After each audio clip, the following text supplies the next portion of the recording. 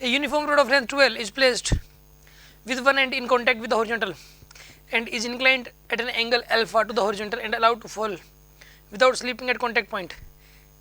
When it becomes horizontal, its angular velocity will be. सुनो आप, देखिए यहाँ पे जो है ना एक ग्राउंड है और यहाँ पे एक रोड है ये वाली, ठीक है। और ये जो रोड है ना इसके अंदर ये इसका हिंज हो गया यहाँ पे, मतलब इसके अबाउट रोटेट कर सकती है, ठीक है ना। ये इस नेल के अबाउट ये जो रोड है ये रोटेट कर सकती है। इसका मास कितना m है, लेंथ कितनी है इसकी 12 है। मास कितना है इस रोड का बताइए m, लेंथ कितनी है इस रोड की 12 है इस रोड की लेंथ। और ये एंगल कितना है इसका अल्फा, हॉरिजॉन्टल का एंगल कितना हो जाएगा इसका अल्फा हो जाएगा। Angle with horizontal is alpha here, समझ आ गई ना बात आपको। हॉरिजॉन्टल के साथ एंगल अल्फा है। अब एक बात बताइए आप, इसके अंदर आपको ये बताना है कि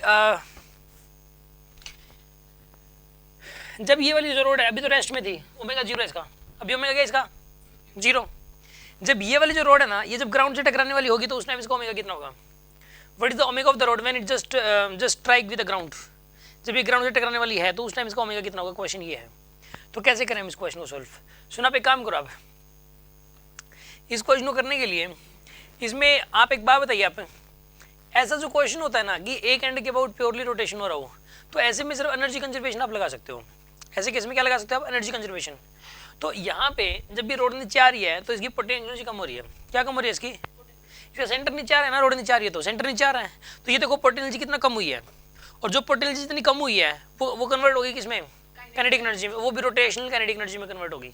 रोड को सिर्फ घूम रही है ये।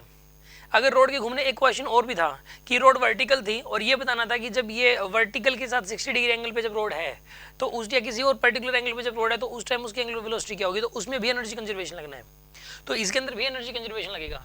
इसके अंदर देखिए आप यहाँ पे जो है ना, एक बात बताइए, शुरू में इसकी जो हाइट है ना अभी कितनी है, आप इसकी हाइट ये बताओ आप मुझे। ये लेंथ यहाँ पे, लेंथ कितनी यहाँ पे L/2, हाँ जी। यहाँ से लेके यहाँ तक लेंथ कितनी L है, सॉरी टोटल लेंथ कितनी यहाँ पे 12। तो अगर टोटल लेंथ 12 है तो यहाँ से लेके यहाँ तक की लेंथ कितनी होगी यहाँ पे L। तो ये वाली जो लेंथ होगी L cos अल्फा, यहाँ से लेके यहाँ तक की लेंथ कितनी होगी L cos अल्फा।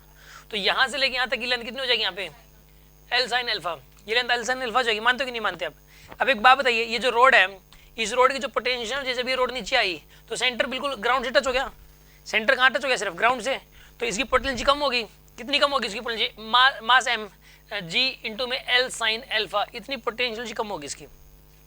और ये वाली जो पोटेंशियल कन्वर्ट होगी काइनेटिक एनर्जी में, हाफ आई ओमेगा स्क्वायर के अंदर कन्वर्ट होगी। इसका मोमेंट ऑफ इनर्शिया कितना होगा इस एंड के अबाउट, इसका मोमेंट ऑफ इनर्शिया बताइए कितना होगा इसका मोमेंट ऑफ इनर्शिया ml²/3।